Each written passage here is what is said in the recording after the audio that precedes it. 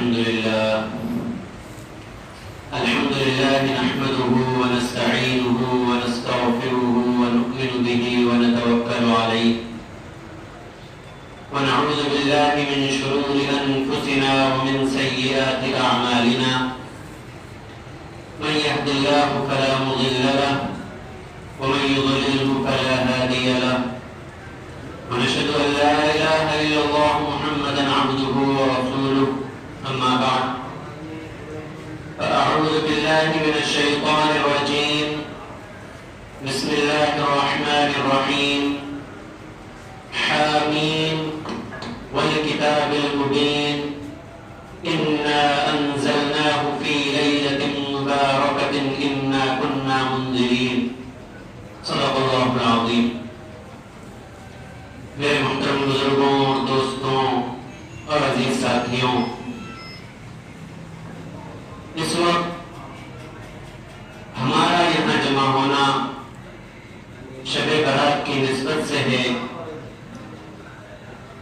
یہ اللہ تبارک و تعالیٰ کا فضل و کرم ہے، اس کا انعام ہے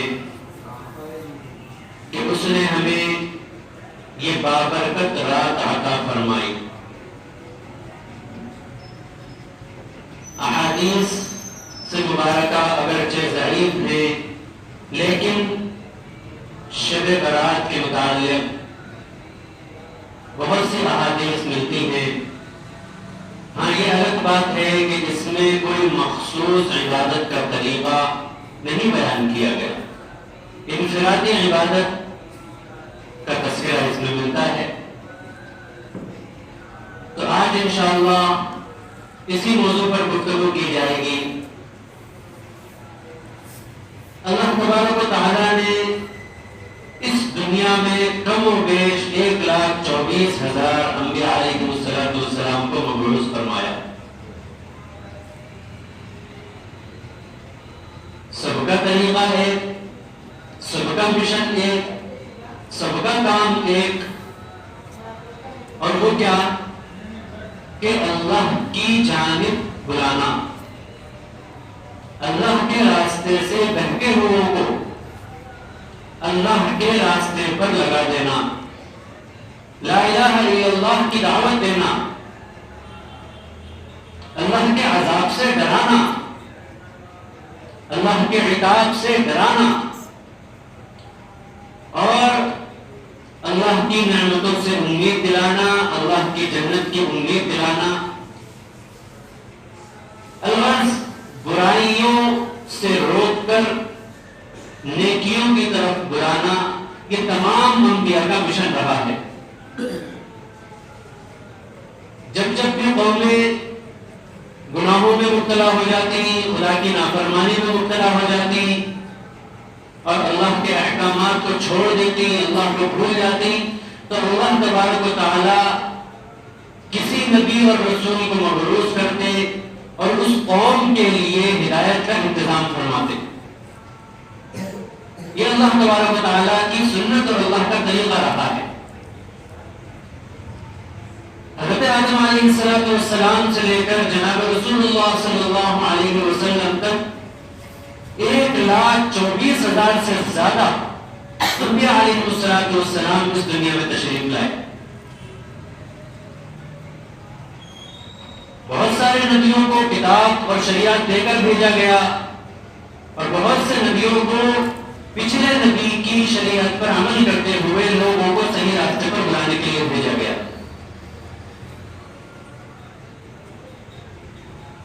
اللہ تبارک و تعالیٰ نے پچھلی قوموں میں عمریں بھی بہت زیادہ عطا فرمائی تھی.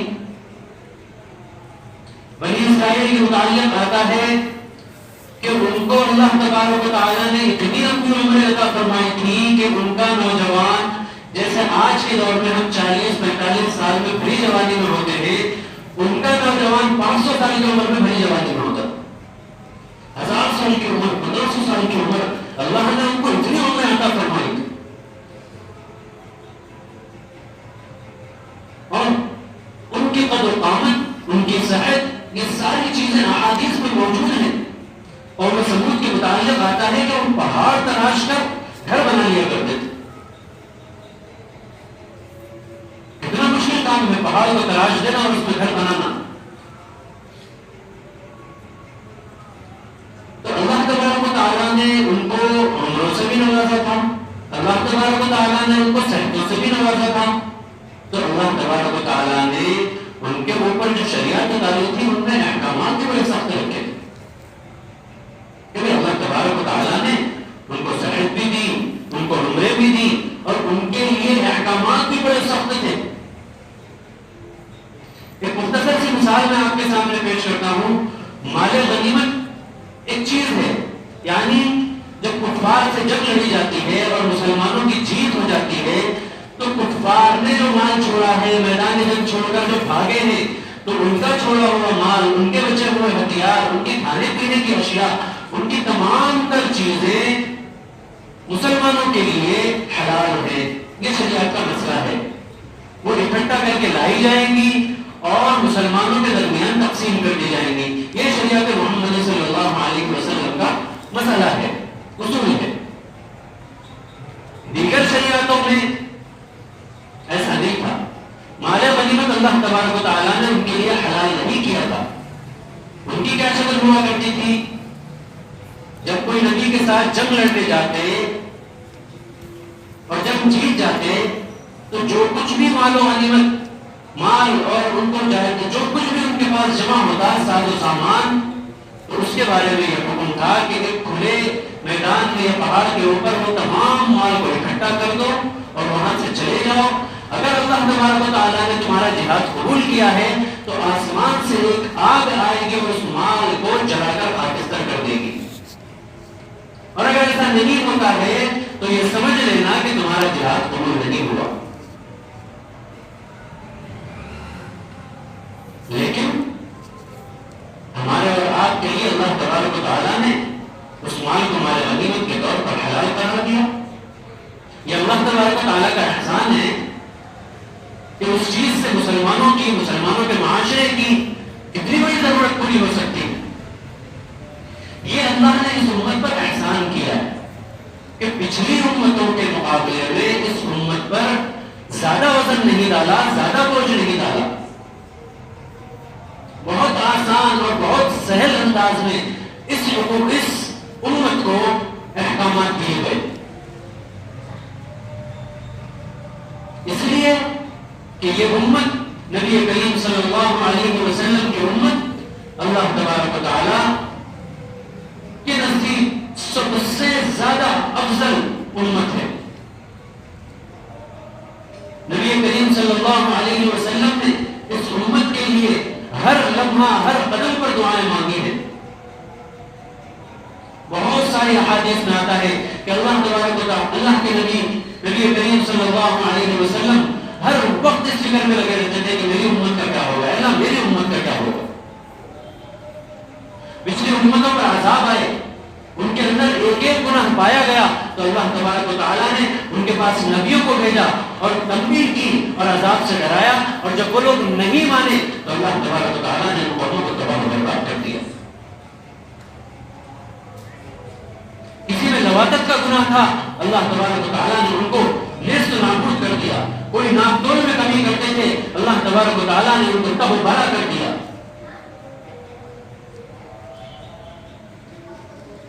ایک ایک گناہ کی وجہ سے اللہ تبارک و تعالیٰ کا اتنا سخت عذاب آیا کہ اللہ نے کسی کو آسمان سے لے جا کر زمین پر رکھ دیا, کسی کو زمین میں دھسا دیا, کسی کو خنزیر اور بندروں کی شکل میں تبدیل کر دیا.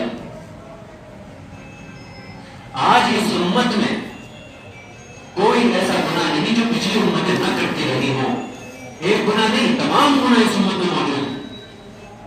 لیکن قربان جاؤں نبی کریم صلی اللہ علیہ وسلم کی ذات پر کہ آپ نے اللہ تبارک و تعالیٰ سے یہ دعا مانگی تھی کہ اے اللہ میری امت پر کبھی بھی ایک ساتھ عذاب مت بھیجنا, یعنی ایسا نہ ہو کہ تیرا عذاب ایسے آئے کہ میری ساری امت تباہ ہو جائے, ایسا کبھی مت کرے. اس دعا کا صدقہ ہے کہ آج ہم اور آپ بڑے آسانی سے سانس لے رہے ہیں, بڑے سکون کی زندگی گزار رہے ہیں. اللہ نے اس امت پر بہت احسانات کیے ہیں.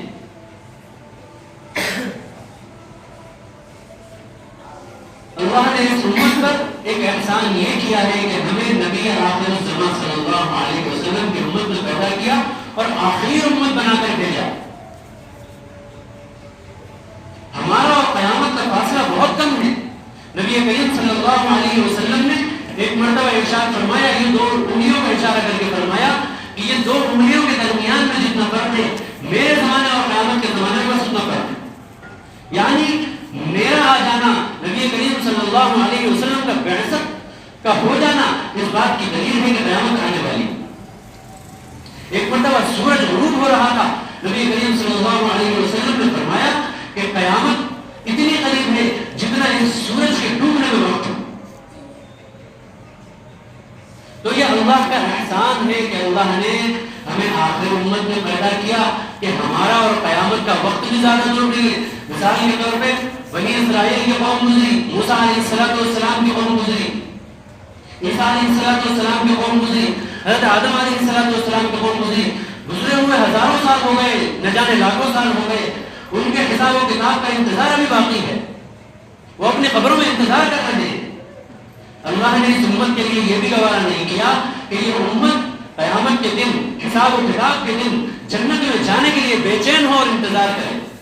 بس اس امت کے بعد فوراً قیامت کا وقت رکھا ہے. یہ بھی اللہ کا احسان ہے. صحیح اگر سمجھا جائے تو یہ دنیا تو ہمارے لیے مہمان خانہ ہے, قید خانہ ہے. اصل گھر تو جنت اور آخرت ہے. تو اصل معنی میں جب زندگی اصل وہ ہے تو اسی کی تیاری اور اسی سے قریب تر ہونا ہی تو احسان ہے. ایک اور احسان اللہ تبارک و تعالیٰ نے, اس سے آپ اندازہ لگائیے, نبی کریم صلی اللہ علیہ وسلم نے ایک مرتبہ عرض کیا, اے اللہ میں یہ چاہتا ہوں کہ کل قیامت کے دن تو میری امت کا حساب مت لے,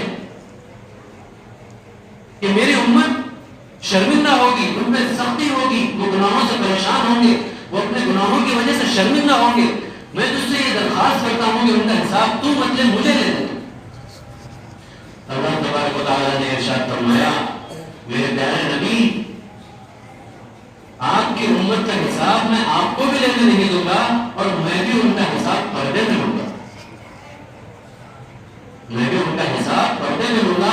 ایسا نہ ہو کہ وہ آپ کے سامنے حساب دیں اور ان کو اپنے گناہوں پر آپ کے سامنے شرمندگی ہو. میں پردے میں حساب دوں گا اور ان کے گناہوں پر پردہ ڈال دوں گا. بہت سے گناہ ہوں گے جو اللہ تبارک و تعالیٰ اپنی رحمت سے معاف کر دے گا. بہت سارے جہنمیوں کو اپنی رحمت کے ذریعے سے جنت میں بھیج دے گا. اتنا آسان اللہ تبارک و تعالیٰ اس امت کا حساب لینے والے ہیں.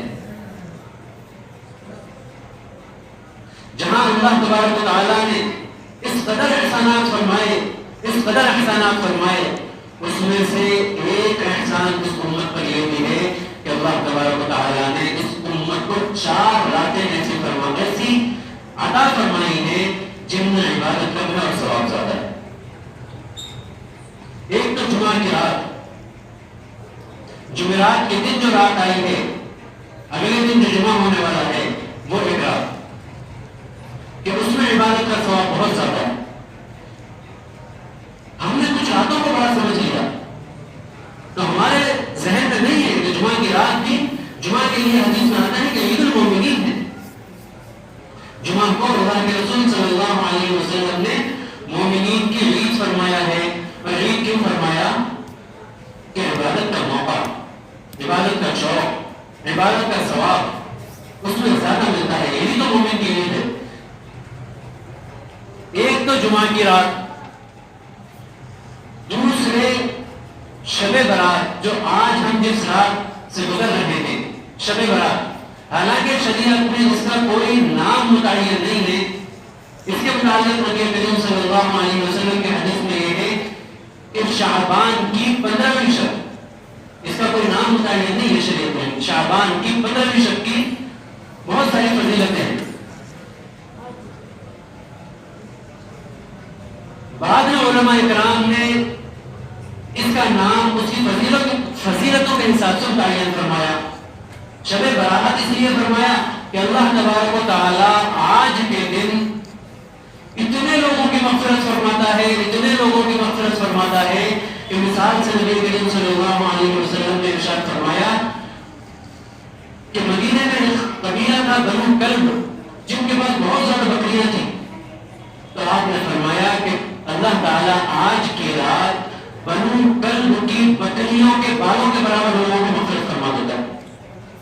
یعنی اس قبیلے کے پاس بہت زیادہ بکریاں تھیں اور ان بکریوں کے بال پر شمار کریے اتنے لوگوں کے گناہوں کو معاف فرما دیتا ہے اللہ تعالیٰ. تو اس نسبت سے اس کو شب مغفرت کہا گیا. اللہ کی رحمتیں نازل ہوتی ہیں، شب رحمت بھی کہا گیا اس رات کو. اللہ تعالیٰ جہنم سے لوگوں کو خلاصی دیتے ہیں، اس لیے شب برات بھی کہا گیا. الغرض علماء نے اس رات کی فضیلتوں کے اعتبار سے اس رات کے مختلف نام رکھے ہیں.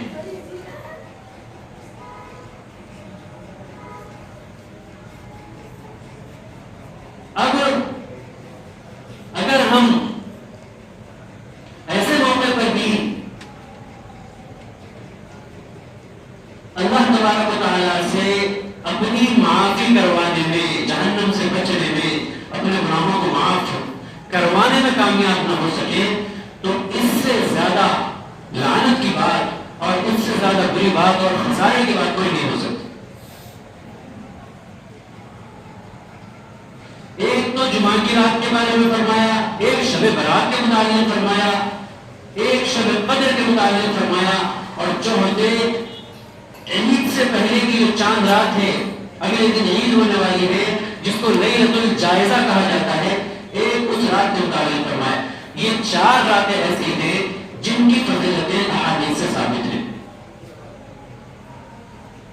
تو اگر ایسی مبارک رات پانے کے بعد بھی ہم اللہ کی مغفرت کے حقدار نہیں ہوئے تو اس سے بڑا خسارہ اور کچھ نہیں ہے.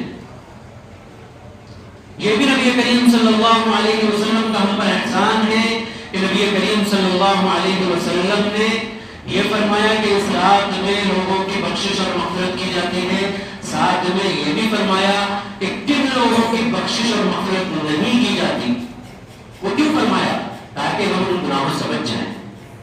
اگر ہم ان برائیوں میں پڑے ہوئے ہیں تو ہم اس سے باز آ جائیں اور نکل جائیں. 6 لوگوں کے متعلق نبی کریم صلی اللہ علیہ وسلم کا ارشاد ہے کہ اللہ تعالیٰ اس قدر لوگوں کی مغفرت فرماتے ہیں، لیکن اس رات میں 6 لوگ ایسے ہیں جن کی مغفرت نہیں ہوتی. کون ہیں وہ 6 لوگ؟ ایک تو مشرک. ہم سبھی جانتے ہیں مشرک یعنی اللہ کی ذات اور صفات میں کسی دوسرے کو شریک کرنے والا شخص مشرک. دوسرے حاسد جو کسی سے حسد اپنے دل میں پالتا ہو.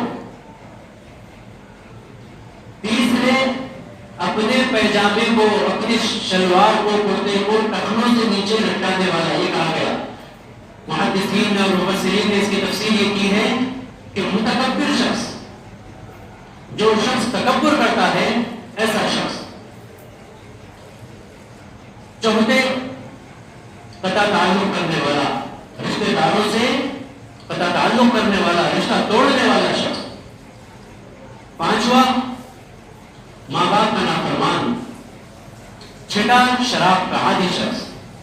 یہ 6 لوگ ایسے ہیں جن کو اللہ تبارک و تعالیٰ اس رات میں نہیں بخشتا. اب اور کرنے کی بات یہ ہے کہ آیا ہم ان 6 لوگوں میں شمار ہیں یا ان چیزوں سے ہم بری ہیں؟ یہ غور کرنے کی ضرورت ہے. آج کی رات کا سب سے اہم پیغام یہ ہے. اگر ہم نے اس بات کو سمجھ لیا تو ہم آج کی رات کے صحیح پانے والے ہو گئے. کہ پہلا فرمایا گیا مشرک. کون ہے مشرک شخص؟ کہ جو اللہ کی ذات میں کسی دوسرے کو شریک کرتا ہے. یعنی پرستش کس کی جائے گی، عبادت کس کی جائے گی؟ یقیناً اللہ تبارک و تعالیٰ کی جائے گی جس نے ہمیں اور آپ کو پیدا کیا ہے، تمام مخلوقات کو جس نے پیدا کیا ہے.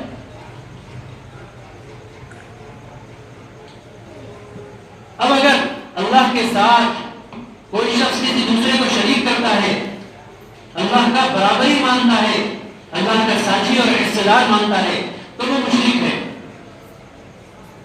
مثال کے طور پر ہمارے برادران وطن مورتیوں کی پوجا کرتے ہیں، کوئی سانپ کی پوجا کرتا ہے، کوئی ناگ کی پرستش کرتا ہے، کوئی سورج کی پوجا کرتا ہے، نہ جانے کس کس طریقے سے لوگ دیگر مخلوقات کی پوجا کرتے ہیں، یہ سارے کے سارے مشرک ہیں۔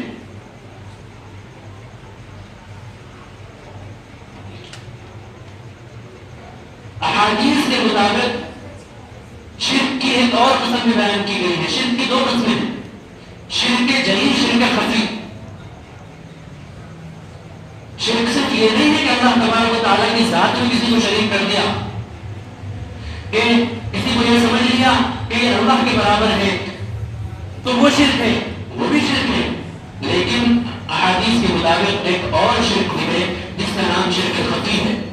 کیا ہے وہ شرک خفی؟ کیا ہے؟ اللہ کی صفات میں کسی کو شریک کرنا۔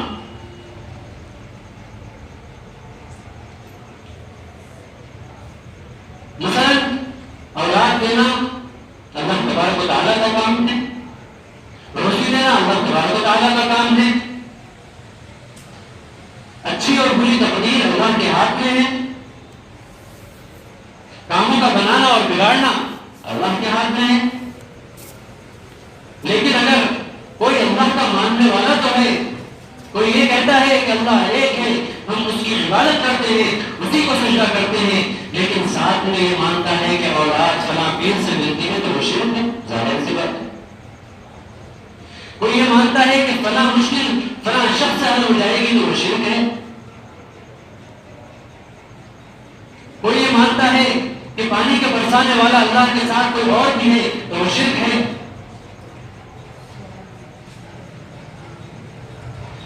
تو جس طرح اللہ کی ذات میں شریک کرنا شرک ہے، بالکل حکم اسی طرح اللہ کی صفات میں بھی کسی کو شریک کرنا شرک ہے۔ اور شرک خفی کے متعلق فرمایا، شرک خفی کیا ہے؟ شرک خفی یہ ہے کہ انسان کو عبادت کرے اللہ تبارک و تعالیٰ کے لیے، لیکن اس کے ساتھ ریاکاری کو شامل کر دے۔ ریاکاری کیا ہے؟ دکھاوا۔ ہم نماز تو پڑھ رہے ہیں، ہم روزہ تو رکھ رہے ہیں، ہم حج تو کر رہے ہیں، ہم زکات بھی دے رہے ہیں، ہم اللہ کے ہر حکم کو منہ بہ مان رہے ہیں، شریعت پر ہر طریقے سے عمل پیرا ہے، لیکن کہیں نہ کہیں ہمارے دل میں یہ خیال ہے کہ میرے اس عمل سے لوگ مجھے نیک سمجھیں، لوگ مجھے اچھا انسان سمجھیں، راستہ چلتے لوگ یہ سمجھیں کہ یہ تو بڑا نیک انسان ہے، یہ تو اللہ کا بڑا نیک بندہ ہے۔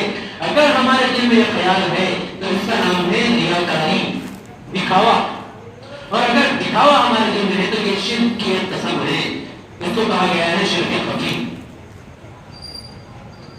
اور شرک خفی کے متعلق نبی کریم صلی اللہ علیہ وسلم کی بڑی خطرناک ایک حدیث ہے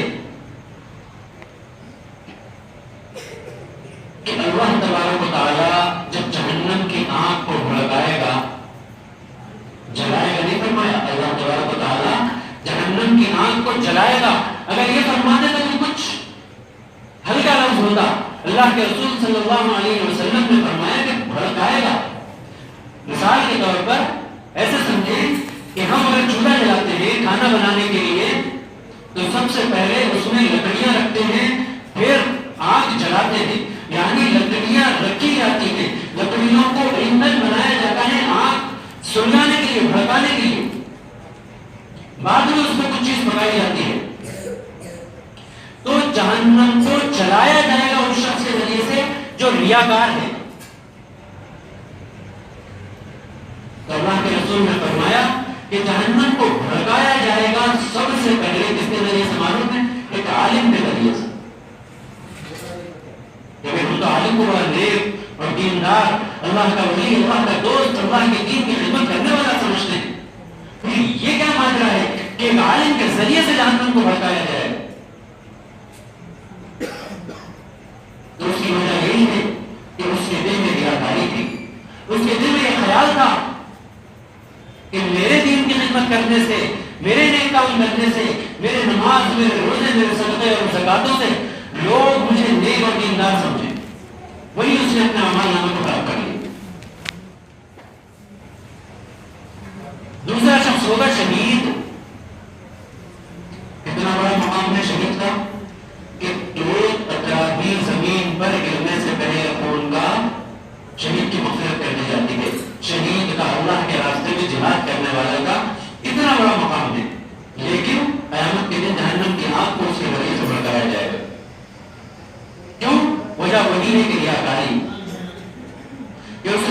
کیا وہ اللہ کے راستے میں لڑنے کے لیے گیا اور اس نے نہ جانے کتنے کافروں کے سر قلم کر دیے، اللہ کے نافرمانوں کے سر قلم کر دیے، لیکن اللہ تبارک و تعالیٰ کل قیامت کے دن فرشتوں کو یہ حکم دیں گے کہ جاؤ اس کو جہنم میں پھینک دو۔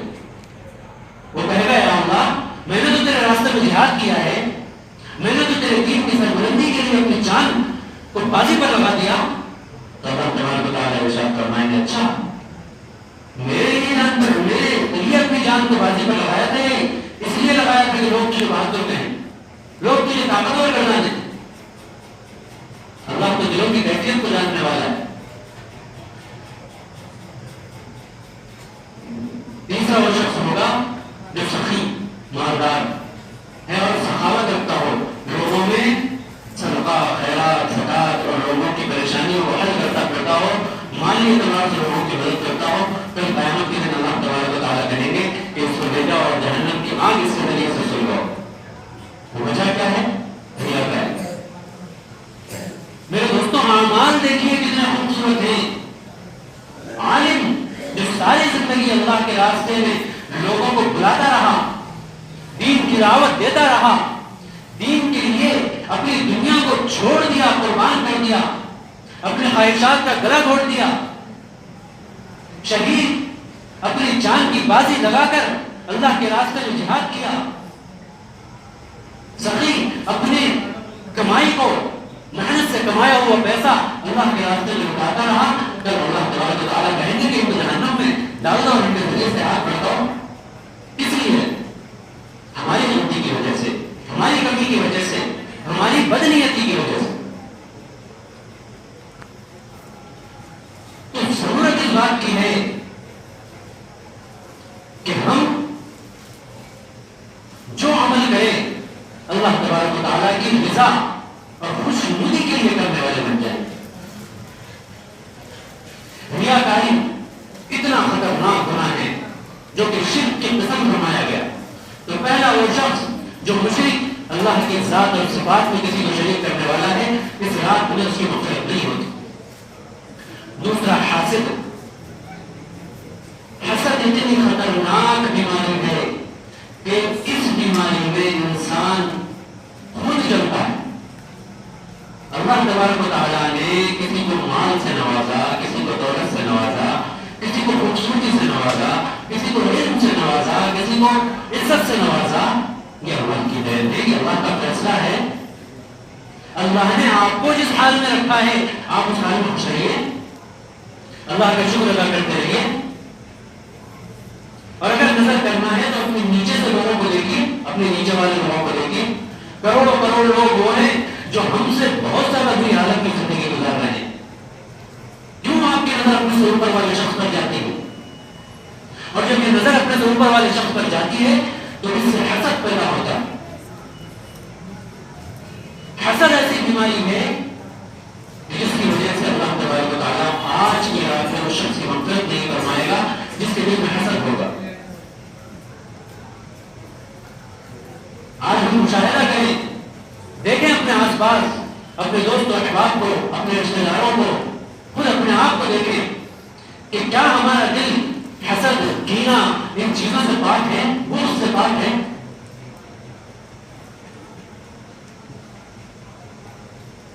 اگر اللہ تبارک و تعالیٰ نے کسی کو مال دیا ہے، یا کسی کی اچھی نوکری لگ گئی، یا کسی کا کام بن گیا، تو سب سے پہلے اس کے دوست و احباب، اس کے بھائی، اس کے رشتہ دار، اس کے جاننے والے، اس کے عزیز و اقارب حسد پال کے بیٹھ جاتے ہیں کہ اس کے پاس مال دولت کیسے آ گیا، اس کے پاس جائیداد کیسے آ گئی، اس نے کیسے زمین خریدی، اس نے کیسے بلڈنگ بنا لی، یہ کیسے باہر چلا گیا، یہ تو بیوقوف، یہ تو جاہل، فلاں فلاں پتہ نہیں کیا کیا ہم دل میں پال کے بیٹھ جاتے ہیں۔ اور اتنا ہی نہیں، اس کی اس نعمت کے زوال کی تمنا کرتے ہیں اور کوششوں میں لگ جاتے ہیں، اس رشتہ دار کے پاس جائیں گے، اس رشتہ دار کے پاس جائیں گے، اس دوست کے پاس بیٹھیں گے، اس دوست کے پاس بیٹھیں گے، جس کے پاس جائیں گے یہی تذکرہ کریں گے کہ اس کے پاس کہاں سے آ گیا، کہیں دھاگا ڈال دیا، کہیں چوری کر لی، کہیں حرام تو نہیں کمایا، کہیں لوٹنے تو نہیں لایا، کہیں کسی کو ڈبا تو نہیں دیا۔ اس طریقے کے ہم ہتھ کنڈے اور باتیں اور غلط غلط تصورات خیالات پانے لگتے ہیں۔ کیا مطلب پڑا ہے بھائی؟ اللہ نے اس کی قسمت کا مال اس کو دیا ہے، مان بھی لو کہ اگر وہ غلط طریقے سے کما رہا ہے تو اس کا اور اللہ کا معاملہ، آپ کو حسد پالنے کی کیا ضرورت ہے؟ تو دوسرا وہ شخص ہوا جو کسی بھی شخص سے حسد اپنے دل میں پالتا ہو. یہ تہیہ کرو کہ ہم کسی سے بھی حسد نہیں پالیں گے، ہم اپنے اوپر نظر کریں گے، ہم اپنی برائیوں کو دور کرنے کی کوشش کریں گے. کسی کو اللہ نے مال دیا ہے، جائیداد دی ہے، خوشیاں دی ہے، تو دعا دو، خوش ہو، اللہ سے مانگو، آپ خود مانگو، اپنے لیے مانگو کہ اللہ تو نے فلاں بھائی کو دیا ہے، مجھے اس سے زیادہ دیتی تھی، اس میں کیا ہے، مانگو. لیکن حسد کرنا اتنا خطرناک ہو رہا ہے کہ آج کے رات میں اس کی مغفرت نہیں ہوتی. تیسرا وہ شخص ہے جو تکبر کرتا ہو. تکبر کرنے والے کی بھی اس رات میں مغفرت نہیں ہے. تکبر کے متعلق اللہ تبارک و تعالیٰ نے فرمایا ہے کبر ردائی، تکبر میری چادر ہے، بڑائی اور کبریائی میری چادر ہے. یعنی یہ مثال سے سمجھایا گیا کہ اگر کسی شخص کی چادر، پہلے زمانے میں کپڑے پہنے جاتے تھے، ایک چادر اوپر ڈالی جاتی تھی، دوسری چادر نیچے. تکبر اللہ نے فرمایا میری چادر ہے، یعنی تکبر اللہ کا لباس ہے. تکبر صرف اور صرف اللہ کو زیب دیتا ہے، کسی انسان کو تکبر زیب نہیں دیتا. تو جو تکبر کرتا ہے اللہ تبارک و تعالیٰ کو اس پر سب سے زیادہ غصہ آتا ہے. اس کی سب سے بڑی مثال شیطان ہے. کہ جب اللہ تبارک و تعالیٰ نے حضرت آدم علیہ السلام کو پیدا فرمایا تو تمام فرشتوں کو حکم دیا کہ آدم کو سجدہ کرو. اللہ کا حکم تھا، انسان کو سجدہ نہیں تھا، وہ اللہ کا حکم ماننا تھا. آدم کو سجدہ کرو. تمام فرشتوں نے سجدہ کیا، شیطان نے سجدہ نہیں کیا. شیطان کون تھا؟ تھوڑا سا یہ سن لیجیے. شیطان فرشتوں سے بھی بڑا عبادت گزار تھا، فرشتوں کا استاد تھا یہ کہا جاتا ہے.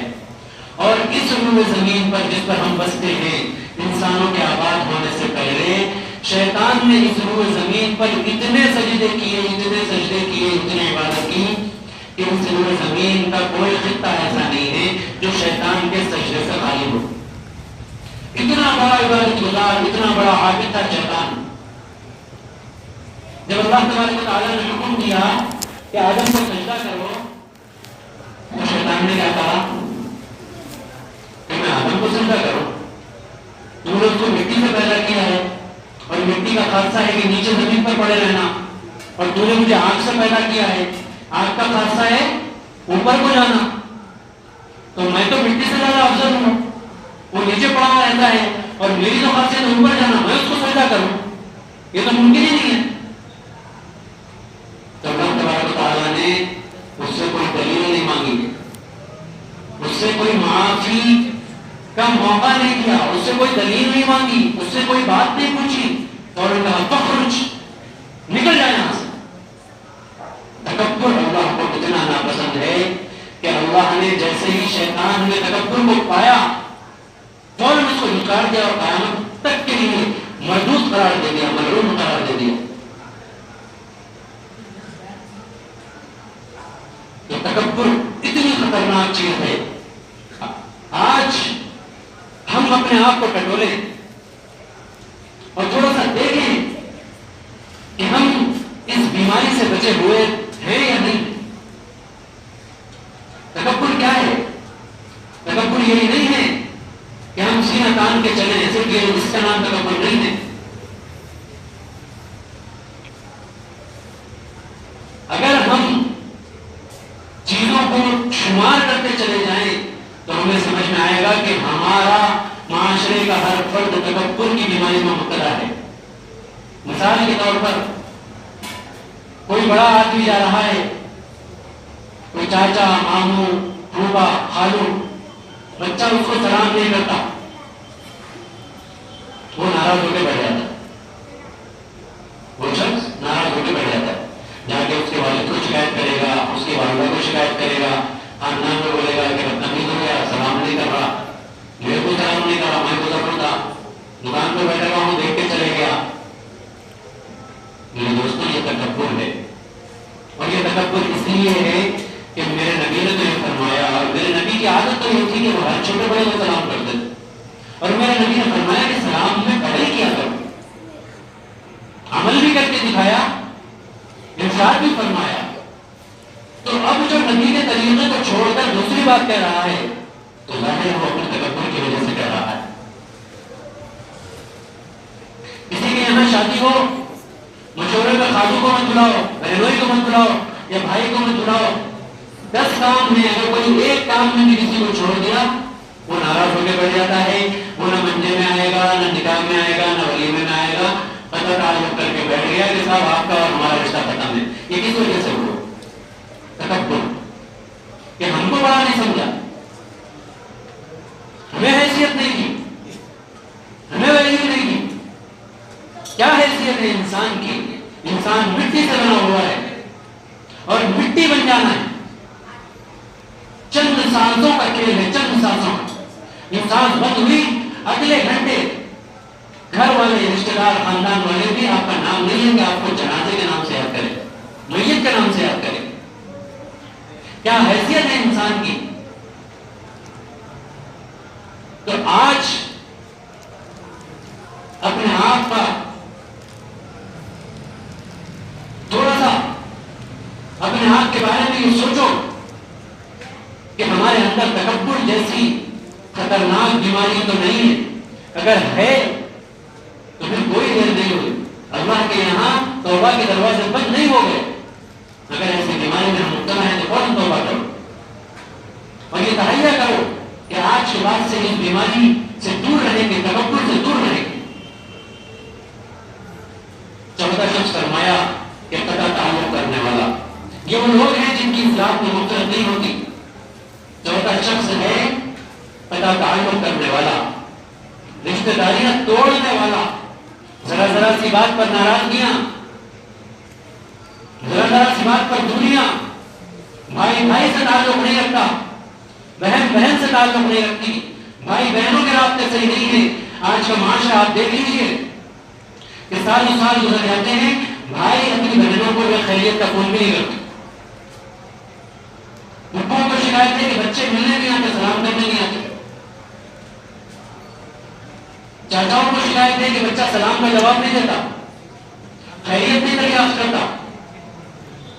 یہ تو رشتے توڑ کے ہو گئے، ماں باپ تک تو آج اولاد پوچھنے کے لیے تیار نہیں ہے۔ اب اتنا خطرناک وقت آ گیا ہے کہ ماں باپ تک کا خیال کرنے کے لیے آج کی جنریشن، آج کے بچے تیار نہیں ہیں، ماں باپ کا احترام کرنے کے لیے تیار نہیں ہیں۔ یہ قطع تعلق ہے۔ باپ تڑپ رہا ہے کہ میرا بیٹا آئے، مجھ سے خیریت پوچھے، میری طبیعت پوچھے، میری دوا کا انتظام کر دے، میرا چشمہ ٹوٹ گیا ہے وہ بنا کر لا کے دے دے۔ وہ شرما رہا ہے اپنے بیٹے کو بولتے ہوئے، اس سے غصہ کرنے لگتا ہے، اس کی مصروفیت سے گھبراتا ہے کہ کہیں چڑھ نہ جائے، دکان پہ جانا ہے، آفس جانا ہے، فلاں ضرورت ہے، فلاں مجبوری ہے، فلاں کام ہے، بیوی پریشان کر رہی ہے، بچے پریشان کر رہے ہیں۔ سب رشتے اپنی جگہ ہے، ماں باپ کا رشتہ اپنی جگہ ہے، ہر رشتے کا اپنا مقام ہے، ہر تعلق کو نبھا کر نبی کریم صلی اللہ علیہ وسلم نے بتایا بھی اور حکم بھی فرمایا۔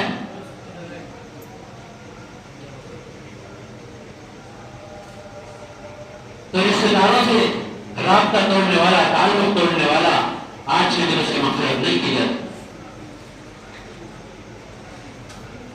پانچواں شخص والدین کا نافرمان۔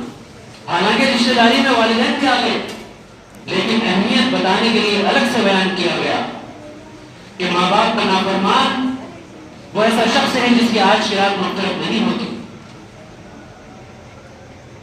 آج ہم دیکھ لیں کہ نافرمان، ہر نوجوان ماں باپ کا نافرمان بنا ہوا ہے کہ اگر باپ ذرا سی نصیحت کر دے یا کوئی اچھے برے کی بات سمجھا دے تو باپ سے لڑائی کرنے لگتے ہیں، باپ کے گریبان تک ہاتھ چلا جاتا ہے۔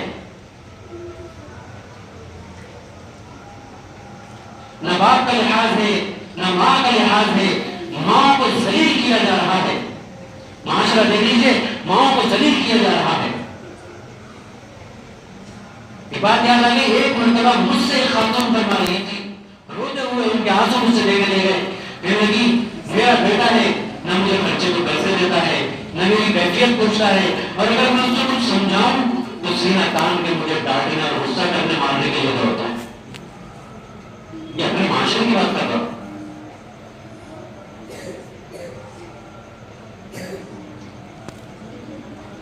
میرے دوستوں بہت ڈرنے کی ضرورت ہے. بہت خطرناک معاملہ ہے، بہت خطرناک معاملہ ہے، بہت سنگین حالات ہیں.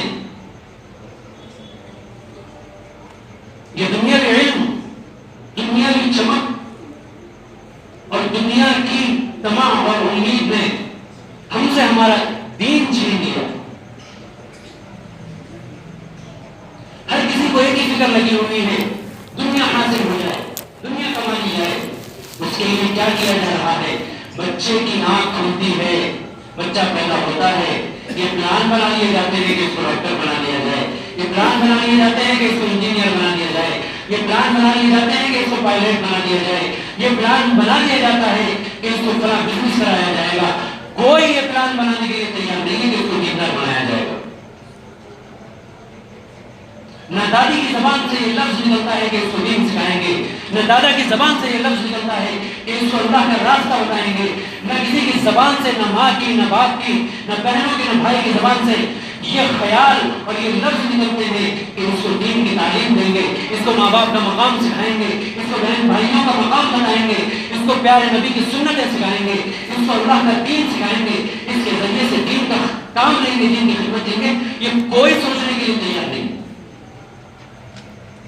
اور جب یہ سوچ رہے ہیں، جب یہ چاہ رہے ہیں کہ دنیا چاہیے، تو اللہ تبارک و تعالیٰ بھی آپ کے گمان کے مطابق آپ کو دنیا سے نواز رہا ہے. آخرت میں کیا ہوگا کہ اللہ جانے، کیونکہ ہمیں آخرت کی فکر ہی نہیں ہے. اللہ نے فرمایا کہ وَلَن لَيْسَ لِلْإِنسَانِ إِلَّا مَا سَعَىٰ. انسان کے لیے تو وہ ہے جس کی وہ توجہ کرے گا، جس کے لیے وہ کوشش کرے گا. تو ہماری ساری توانائیاں، ہماری ساری کوششیں صرف کسی چیز کے لیے لگ رہی ہے کہ صاحب دنیا مل جائے، اچھے طریقے سے ملے، برے طریقے سے ملے، حلال ہو حرام ہو، اس کی کسی کو پرواہ نہیں ہے، کسی کو فکر نہیں ہے. تو اللہ نے بھی ہمیں دنیا کے حوالے کر دیا. اپنی مدد اور اپنا ہاتھ، اپنی نصرت اللہ نے ہم سے اٹھائی. آج ہم دنیا کے حوالے ہو گئے. آج ہم دیکھتے نہیں واٹس ایپوں پہ، اخبارات میں، ٹی وی میں، خبروں میں، ہر جگہ مسلمان بے عزت ہو رہے ہیں. کیوں؟ کہ ہم نے اپنا ساتھی چھوڑ دیا، اللہ کو چھوڑ دیا. تو اللہ نے بھی دنیا کے حوالے کر دیا. تو ماں باپ کا نافرمان وہ شخص ہے جس کی اس رات میں مغفرت نہیں ہوتی. اور آخر وہ شخص، چھٹا وہ شخص ہے جو شراب کا عادی ہے. یہاں شراب سے مراد نشہ ہے.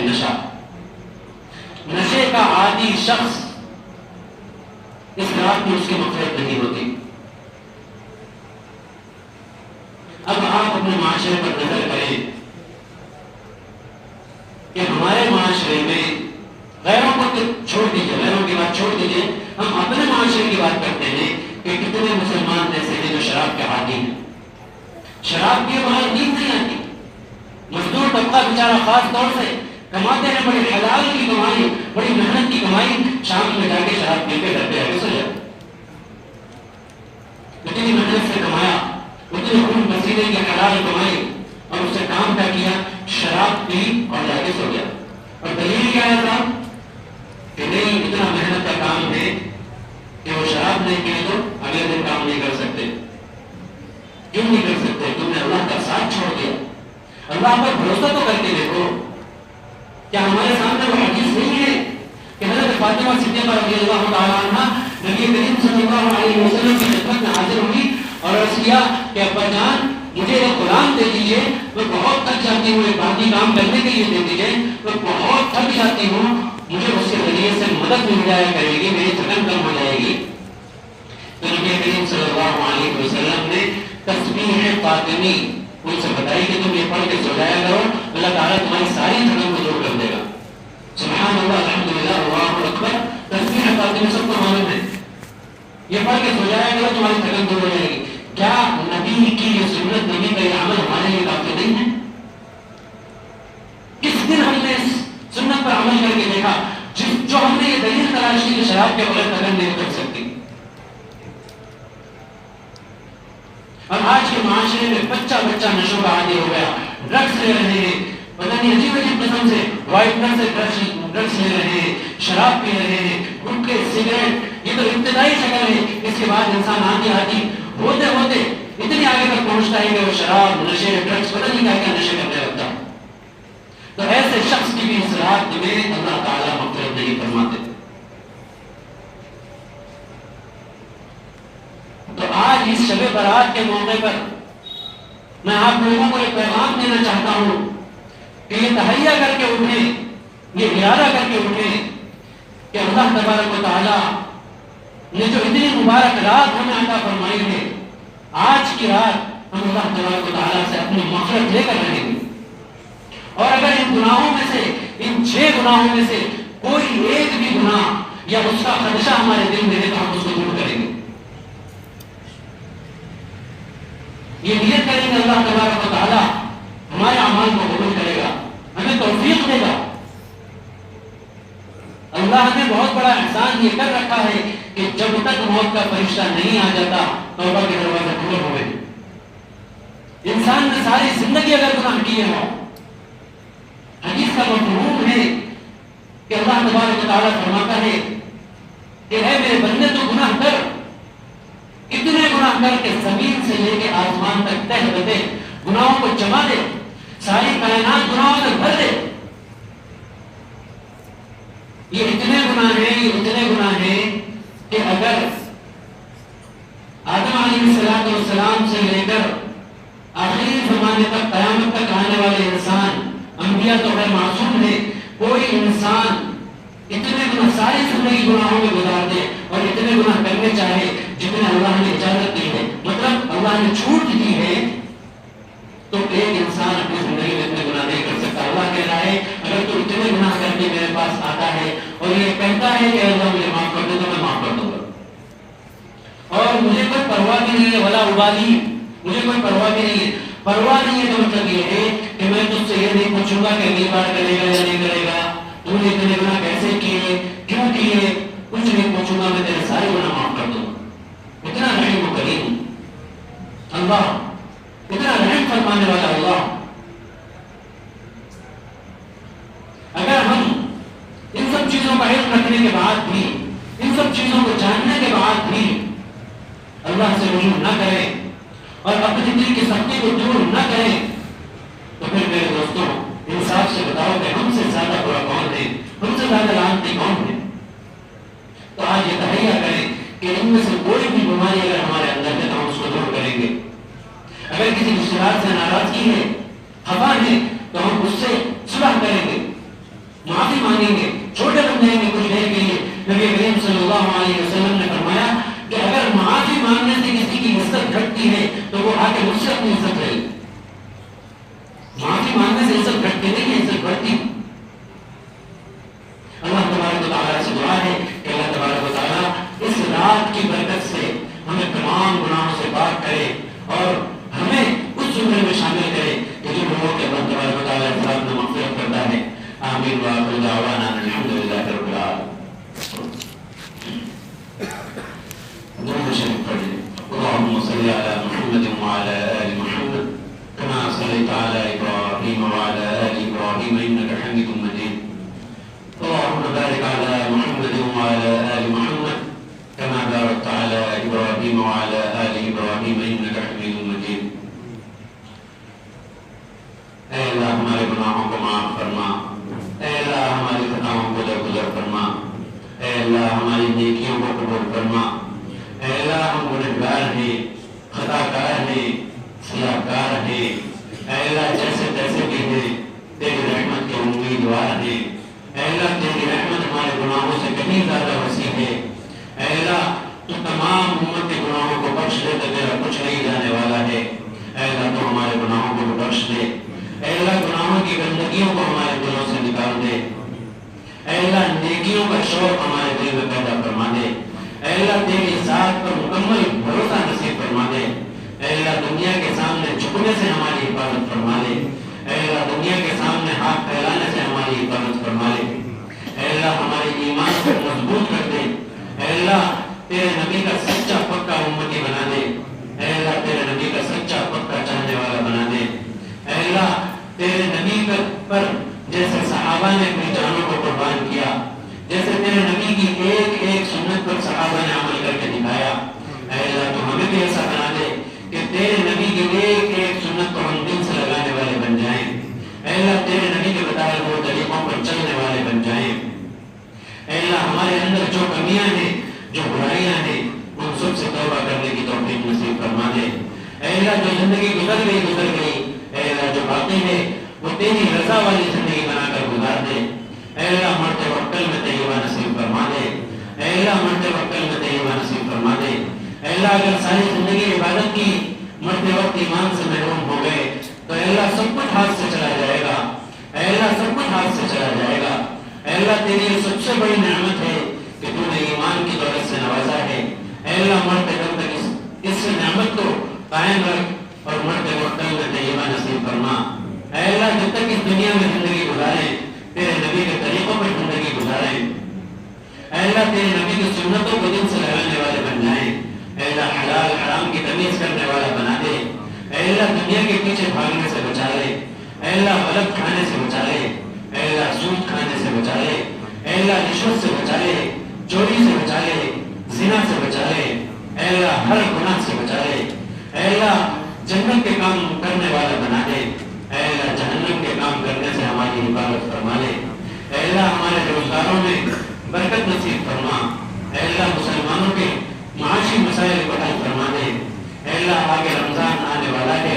اے اللہ حدیث رمضان کی تیاری کرنے والا بنا دے، اے اللہ ہم جس گناہوں کے عادی ہیں وہ گناہ اس رمضان کی برکت سے ہم سے چھڑوا دے، اے اللہ قرآن کی تلاوت کرنے والا بنا دے، اے اللہ نمازوں کا پابند بنا دے، اے اللہ ہمیں اتنی طاقت اور ہمت دے، ہمارے بیماروں کو بھی طاقت اور ہمت دے کہ مکمل رمضان کے روزے رکھنے والا بنا دے، اے اللہ بآسانی رمضان کے روزے رکھنے والے بن جائیں، اے اللہ رمضان کا ایک روزہ ہم سے نہ چھوٹے، رمضان کے روزوں کے متعلق نبی کریم صلی اللہ علیہ وسلم نے ارشاد فرمایا جس نے ایک روزہ رمضان میں چھوڑ دیا اور ساری زندگی اس کے بدلے روزے رکھتا رہا تو اس ایک روزے کا حق ادا نہیں ہو سکتا، تو اے اللہ ہمیں بلا وجہ روزہ چھوڑنے سے حفاظت فرما لے، بیماریوں سے حفاظت فرما، تنگی سے حفاظت فرما، مسلمانوں کو عزت اور مقام نصیب فرما، اے اللہ جہاں کہیں مسلمانوں پر ظلم ہو رہا ہے اے اللہ ان کی مدد فرما، ان کی نصرت فرما، اے اللہ فلسطینی مسلمانوں کی حفاظت فرما، اے اللہ ان کے گھروں سے چھتوں کو چھین لیا گیا، ان کے نوجوانوں کو لوٹ لیا گیا، اے اللہ نوجوان بیٹیوں کی عزت لوٹ لی گئی، نوجوانوں کو اندھا بہرا بنا دیا گیا، ان پر اتنے بم برسائے گئے کہ ان کا جینا مشکل کر دیا گیا، اے اللہ وہ کھلے آسمان کے نیچے زندگی گزار رہے ہیں، اے اللہ رمضان آ رہا ہے ان کے تو سال بھر سے باتیں چل رہے ہیں، ان کے روزے چل رہے ہیں، وہ شہید ہو رہے ہیں، اے اللہ وہ تیری بارگاہ میں جوق در جوق آ رہے ہیں، اے اللہ وہ تو شہید ہیں، اے اللہ ہم سے دیکھا نہیں جا رہا، ان کے اللہ ظلم کی داستان ہم سے دیکھی نہیں جا رہی، اللہ ظالم کو نیست و نابود فرما دے، اے اللہ مظلوم کی مدد کر، اے اللہ مظلوم کی مدد کو آ جا، اے اللہ تمام دنیا میں جہاں کہیں مسلمانوں کو پریشان کیا جا رہا ہے اے اللہ ان کی مدد اور نصرت فرما، اے اللہ تیرے پیارے نبی نے جتنی خیر کی دعائیں مانگی ہیں ان سب میں ہمارا بھی حصہ رکھ دے، جتنے شرور و فتن سے پناہ مانگی ہے ان سب سے ہماری حفاظت فرما لے، اے اللہ تو نے مبارک رات ہمیں عطا فرمائی ہے، اے اللہ اس رات کی قدر کرنے والا بنا دے، اے اللہ اس رات میں جو وعیدیں آئی ہیں جن کی مغفرت نہیں ہوتی اے اللہ ان گناہوں سے ہماری حفاظت فرما لے، اے اللہ ساری زندگی ان گناہوں سے ہماری حفاظت فرما لے، اے اللہ ہمیں اس زمرے میں شامل فرما جن کی تو مغفرت فرماتا ہے، اے اللہ جتنے لوگوں کے دل میں نیک تمنائیں ہیں، جائز تمنائیں ہیں، جائز مرادیں ہیں یا جو دعاؤں کے لیے کہنا چاہتے ہیں کہہ نہیں سکیں گے، اے اللہ ان سب کی نیک جائز تمناؤں کو اور مرادوں کو پورا فرما، اے اللہ ہمارے بیماروں کو شفا کلیہ نصیب فرما، جو مانگا جاتا ہے وہ بھی